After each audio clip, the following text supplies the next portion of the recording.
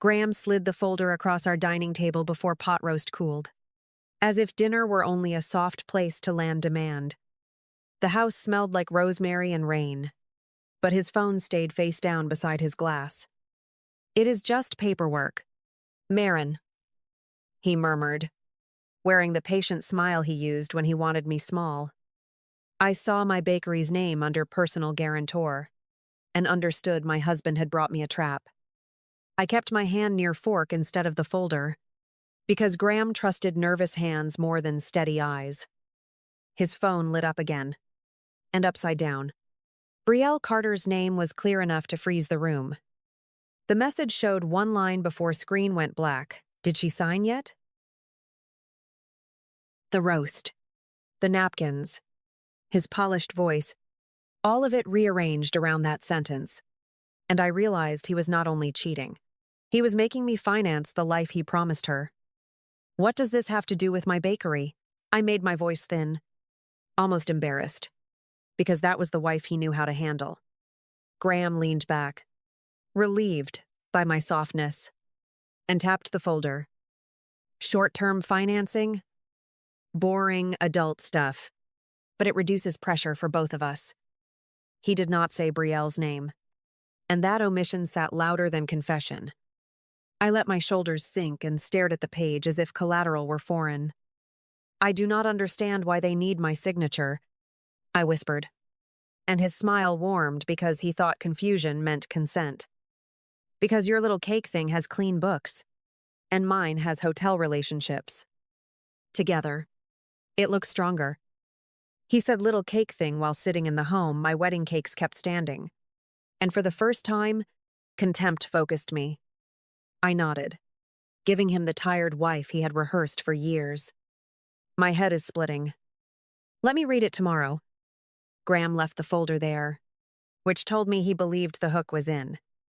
I carried it to the pantry, closed the door quietly, and on the last page found a pink sticky note marking the signature line, with a tiny cherry. That tiny cherry on the sticky note did more than confirm Brielle had touched the paperwork. It pulled 3 months of odd moments into one clean line. Graham asking which kitchen leases allowed outside equipment. Graham caring about hood systems. Graham wanting vendors with net terms.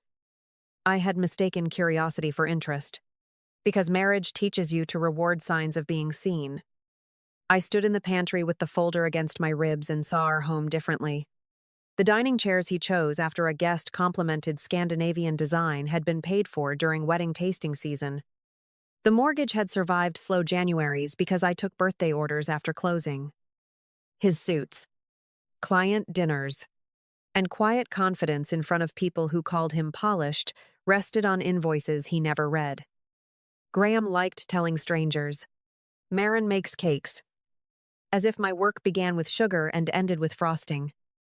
It never included food safety renewals, insurance audits, payroll corrections, delivery schedules, or brides who called crying because another baker had canceled. He made my competence sound decorative, then used decoration as collateral when he needed something real. The page in my hand proved he had not underestimated me by accident. Brielle Carter came back to me in pieces, not as a villain, but as a pattern I should have respected sooner. Her supper club posts had candlelight, linen napkins, and captions about women building what no one handed them. I had admired that once. Then I remembered Graham watching one of her videos closely at our kitchen island, smiling while my mixer ran behind him. I did not confront him from the pantry, because the folder had already spoken louder than his excuses would. I opened my laptop on the flour bin and signed into the bakery portal. Lease records, vendor orders, insurance certificates, and financing notices tied to my business filled the screen. The folder on the table was no longer paperwork. It was the first loose thread in a marriage he thought I was too grateful to unravel. The next morning, I made coffee the way Graham liked it. Dark and bitter. Served before he had to ask. He came downstairs dressed for the hotel, checking his reflection in the microwave door while pretending not to look for the folder. I set it beside his mug with one page turned back. letting the signature line face up like a question I was embarrassed to ask. I tried to read it, but I got stuck on collateral. I murmured, and his body relaxed because helplessness was the language he trusted. Graham pulled the chair out, sat, and softened his voice into something tender. It just means the lender wants assurance. Your bakery has clean books. My hotel contacts create opportunity, and together we look safer. He spoke like a man explaining weather to a child, but every word gave me the shape of the scheme. When I touched the page and whispered, "So, if something goes wrong, they come to me." He sipped his coffee before answering, "Nothing will go wrong if you stop panicking." I lowered my eyes and let the insult pass through me without giving him the pleasure of impact. Why is Brielle Carter's name on the equipment order? His hand stilled on the mug.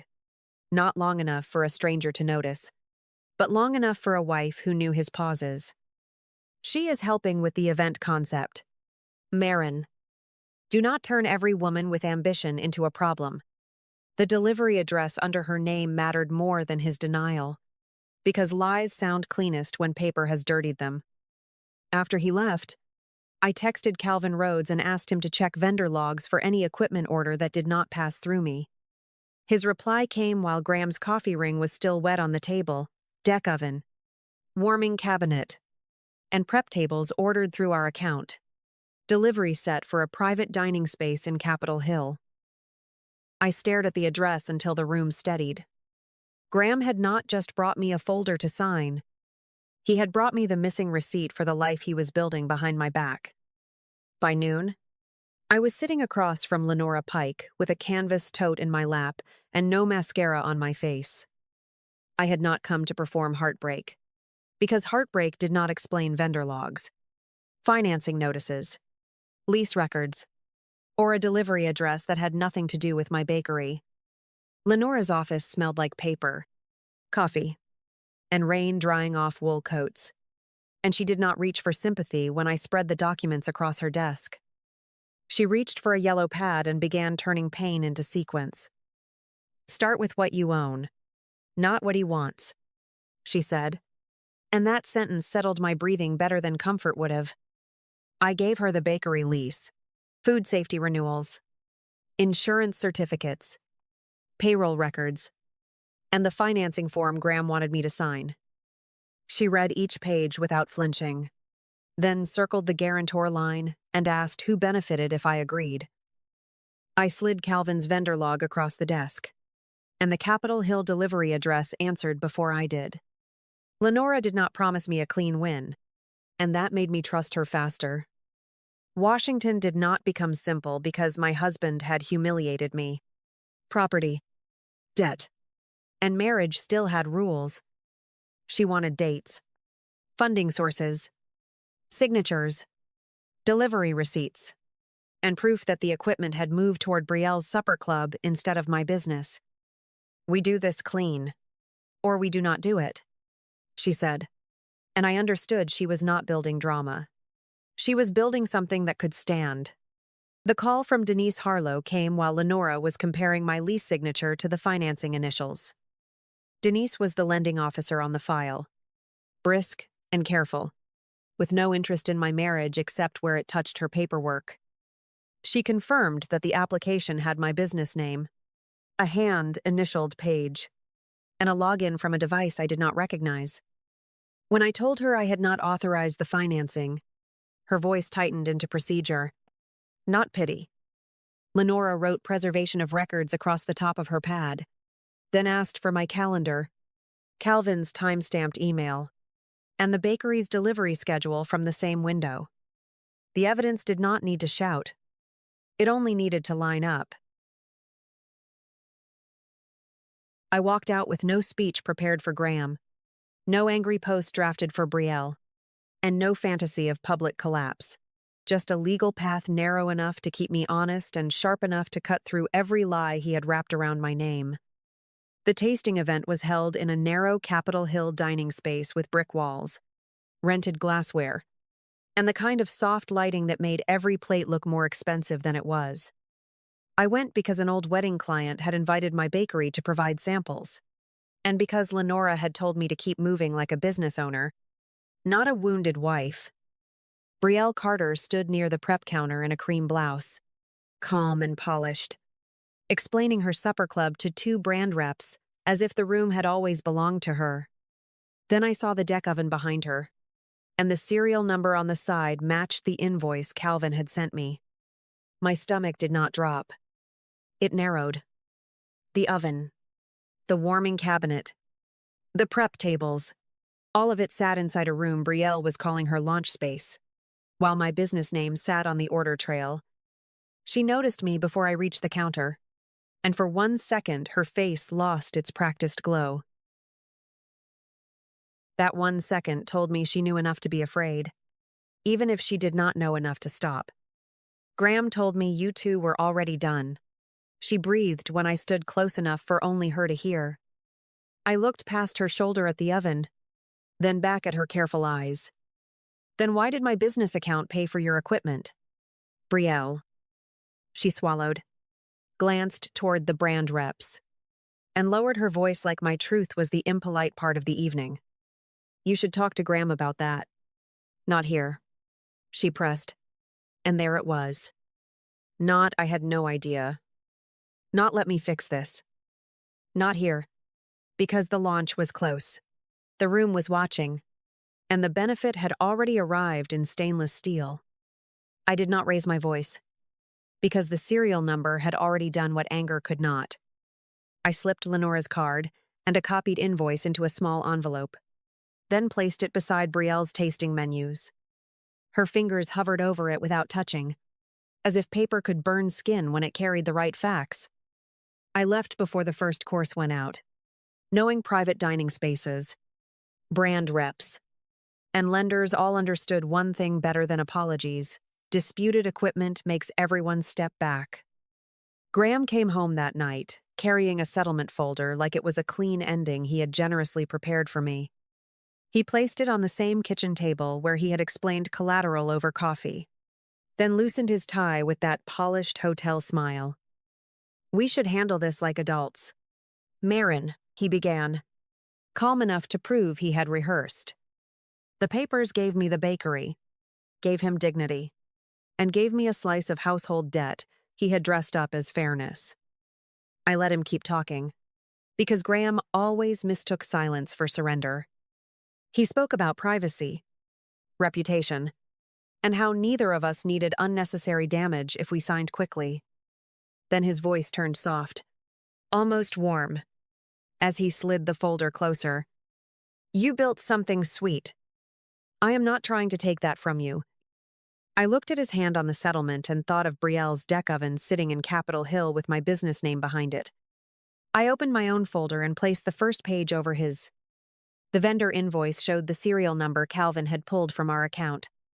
The next page showed the delivery address for Brielle's launch space. The third held the financing form tied to a guarantee I had never approved. And the fourth was Denise Harlow's email confirming fraud review if I denied authorization. Graham's face did not collapse all at once. It tightened in small places first, around his mouth, then under his eyes, where charm usually lived. This is not what you think. He pushed out, but his fingers never touched the page. What I think does not matter anymore. The invoice, the address, and the lender record are saying enough. For the first time, he looked less angry than exposed. He tried to shrink the room back down to marriage, telling me we could still fix it quietly if I stopped escalating. I told him quiet was what he counted on when he brought debt to my dinner table and called it adult business. Lenora's revised settlement waited beneath my palm, requiring him to assume every obligation tied to the financing he created, confirm I had not authorized it, and resolve repayment through his lawful share if the court accepted it. If he refused, I would not argue, plead, or perform hurt for him. Denise would receive the complete file. Lenora would preserve every record. The system Graham tried to borrow against me would answer him in a language he could not flatter, bend, or sleep beside. That was the part he had missed. The consequences did not arrive like a scene anyone could replay for applause. They arrived as email threads, paused approvals, canceled holds, and people using careful language, because careful language meant lawyers were nearby. Denise moved the file into fraud review, and the lender froze every piece of financing tied to my disputed authorization. No one asked whether Graham loved Brielle, because the documents had narrowed the question to who signed, who benefited, and who lied. At the hotel, Graham learned how fast polish disappears when vendor relationships become personal leverage. He had used industry contacts, internal trust, and the confidence of people who assumed he knew boundaries. So the investigation did not need theater. By the end of the week, his access to private event accounts was gone, his calendar emptied, and human resources called it a separation in a voice that sounded scrubbed clean. Graham called once, not to apologize, but to breathe into the phone and say, "You did not have to make it public," as if paper trails were gossip. Brielle's fall was quieter, and that made it worse. The Capitol Hill space delayed her launch after the equipment dispute reached the venue manager, and the olive oil brand that had promised table gifts backed out with a polite email about timing. 2 food creators who had filmed previews with her stopped tagging her, then stopped answering at all. Brielle sent one message through Lenora saying she believed what Graham told her, but the invoice beside her oven made belief look like convenience. Calvin kept the bakery moving while my name moved through rooms I never entered. Brides needed tastings. Employees still needed schedules. Butter still needed to soften before dawn. And I refused to let Graham turn my business into evidence only. Calvin covered vendor calls, checked delivery logs twice, and reminded the team that every order would go out clean. When he told me, "We are here," I believed him because the ovens were on, payroll cleared, and no customer lost the day she had trusted us with.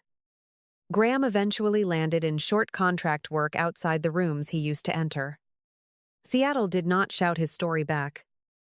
It simply stopped opening doors. A year later, I stood near the Bainbridge ferry with flour still caught beneath one fingernail and rain misting the sleeves of my wool coat. The 3rd bakery lease was signed. Calvin was running morning production, and my phone was quiet in a way that still felt new. I had stopped mistaking silence for danger. Sometimes silence was just peace arriving without asking permission. Owen Bell met me there after his last music class, carrying 2 paper cups of coffee and no need to be impressive. He knew the outline of my past, not the taste of every wound. And he never tried to make my survival about himself. He looked at me, then at the water, and smiled like steady people do.